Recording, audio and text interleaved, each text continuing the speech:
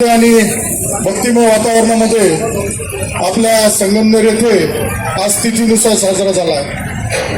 मला आपल्या सगळ्यांना सांगायला आनंद राहिला आणि अभिमान वाटतो की या संगमनेर तालुक्यामध्ये परिवर्तन झाल्यानंतर छत्रपती शिवाजी महाराजांची तारखेनुसार आणि तिथीनुसार आपण जयंती उत्सव जन्म उत्सव साजरा करतो। आपल्या सर्व शिवप्रेमी जशी मिरवणूक सुरू झाली तसे मोठ्या उत्साहाने सहभागी झाले होते। तुमची आमची सगळ्यांची गेल्या कित्येक वर्षापासूनची इच्छा होती, मागणी होती, आपल्याला संगमनेर येथे छत्रपती शिवाजी महाराजांचा अश्वारूढ पुतळा झाला पाहिजे। आणि सांगायला आनंद होईल, मी मागच्या वर्षीच बोललो होतो का पुढच्या वर्षी झाला पाहिजे, परंतु दुर्दैवाने काही तांत्रिक अडचणी आल्यामुळे आपल्याला अडचण आली। परंतु आपल्याला शब्द देतो, आपल्याला या अश्वारूढ पुतळ्यासाठी 1 कोटी रुपये मंजूर झाले आहेत। त्यामुळे कोण वर्गणी काढायच्या बाता करीत असेल, काही गरज नाही आपल्याला वर्गणी काढायची। 40 वर्षात वर्गणी निघाली नाही, त्यामुळे या पुढे सुद्धा मी जोपर्यंत आहे तोपर्यंत कुठल्याही महापुरुषाच्या कार्यक्रमासाठी कोणाच्याही दारात जायची, कोणाची वर्गणी घ्यायची गरज पडणार नाही, हा शब्द या निमित्ताने आपल्याला देतो। आज तिथीनुसार जन्मोत्सव सोहळा साजरा झाला। चांगल्या पद्धतीने लव जिहादबद्दल त्याच्यामध्ये सांगितलं गेलं। त्यामध्ये आपल्या तरुणांनी पारंपरिक जे वाद्य असेल त्याला प्राधान्य दिलं।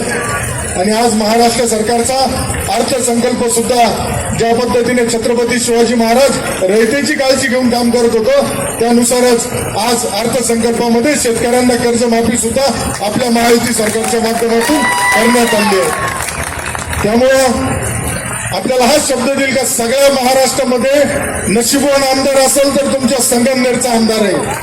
कारण त्याला आमदार झाल्यापासून प्रत्येक महापुरुषाची जयंती असेल, उत्सव असेल, साजरा करण्याची संधी मिळाली। काल कार्यकर्त्यांचे फोन आले, भाऊ परवानगी नाही, राजाचा जन्म सोहळा साजरा करायला मला कोणाच्या परवानगीची गरज लागत नाही, यापुढेही संगमनेरमध्ये गरज लागणार नाही। त्यामुळे कोणाला काय अटी नियम करायचे त्यांना त्यांच्या शुभेच्छा। छत्रपती शिवाजी महाराज, धर्मवीर संभाजी महाराजांच्या जयंती उत्सवामध्ये यापुढे सुद्धा मोठ्या अभिमानाने आम्ही साजरे करू।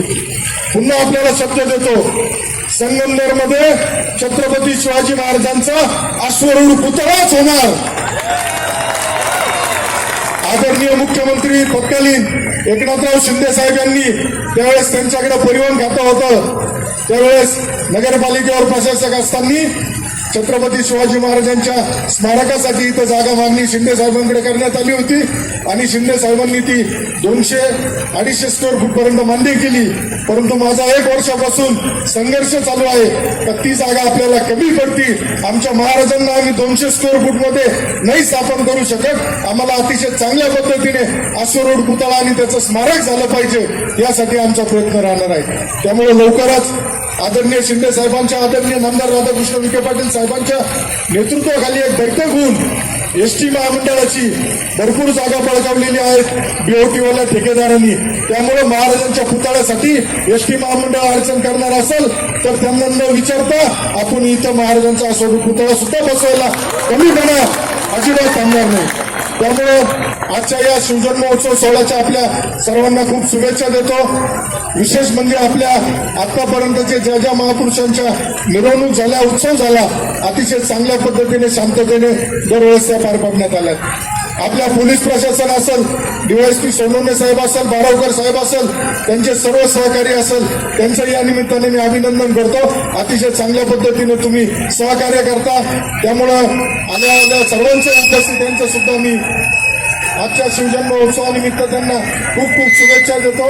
धन्यवाद। जय हिंद, जय महाराष्ट्र, जय श्रीराम, जय जय श्रीराम। छत्रपती शिवाजी महाराज की, धर्मवीर संभाजी महाराज की।